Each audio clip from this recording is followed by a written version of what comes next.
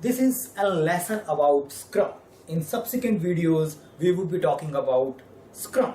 Now, before we get into details of Scrum, let us look at empirical process, because Scrum is an empirical process control.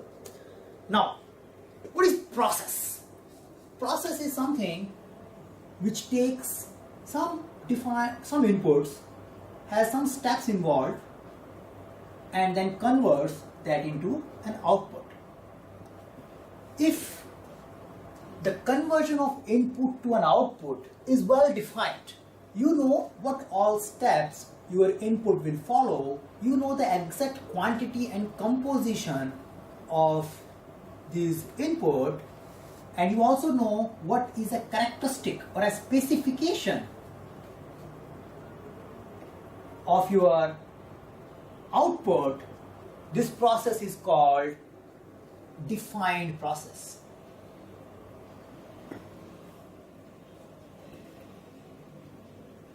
Now, different from the defined process, if you are getting into an empirical process, you don't know what all steps will be needed. You don't even know what all exact inputs will be required. But you do have a vision. You do have a vision of an output, but you have to yet to arrive the exact specification. So if you are working in this environment, or if your process is of this nature, you are at an empirical process. Now, let's get back to the defined process again and see how does it work. For example, you are running a fast food restaurant. Now, since you are running a fast food restaurant, you are selling, say, burgers. Now, you have been selling burgers for a while, and you know the preparation of a burger takes nearby 60 seconds. So you have a process which has desired inputs, and you have a steps in defined, and at the end you get this burger. So your order till delivery time is usually mean around 60 seconds. If you plot a control chart of various observation of your burger delivery, 60 seconds is the number which comes as a mean. You may have control limits defined which says that in some cases burger can come in 50 seconds, in some cases it can take 70 seconds. So if your process is in this range, it is in control. Now the characteristic of this burger is also well defined. And as many times you produce this burger, you always produce an acceptable quality output. So the defined process are capable of producing acceptable quality output at a regular rate, repetitively. So they can produce it indefinitely. And you can control them by controlling the output, by measuring the time it is taking to produce that particular output. Now, the equivalent example we can take for empirical process is your restaurant, you thought of introducing a new product. You are thinking that I should add something in my menu. It may be a new type of a burger, it could be a roll, it could be a pizza, but you don't know exactly what you want, but you want something which can be bought in, say, $3. This is your goal, and it should be easy to store. Like it should have a shelf life, it can be preserved for 3 days and should be popular. So now you need to create a recipe of it, and it says that you want to create this recipe of your given product. So for this you need to apply an empirical process, because you don't have a defined steps which can give you this output repetitively. While you are working on a recipe, you may have a process like you create something, then you take a test So you develop, then you may have an identified market segment with whom you try your product. They gives you a feedback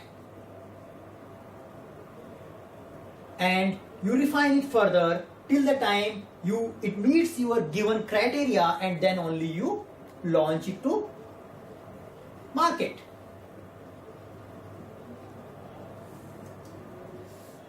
Now, this process is very different than empirical process, because here you cannot control the development of this particular recipe by just looking at time, because you don't have the 60-second benchmark. You need to look at your own data. You just need to look at how well you are developing, what kind of feedbacks we are getting, and how well we are adapting the feedbacks in our system so we can improve this work better. Now, since the empirical process does not have a defined output controls, it relies on three things for controlling. They are transparency,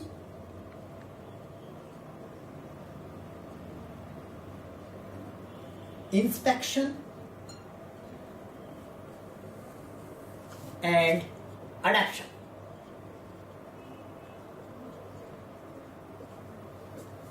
Now, whatever you are doing inside, since the process is not yet defined, make the work of team visible. Everybody should be knowing what this team is working on. Have a process of inspecting your work. Since you do not have a historical data or a reference data, because you are doing it first time, you need to inspect on your own work. So you need to retrospect and inspect how well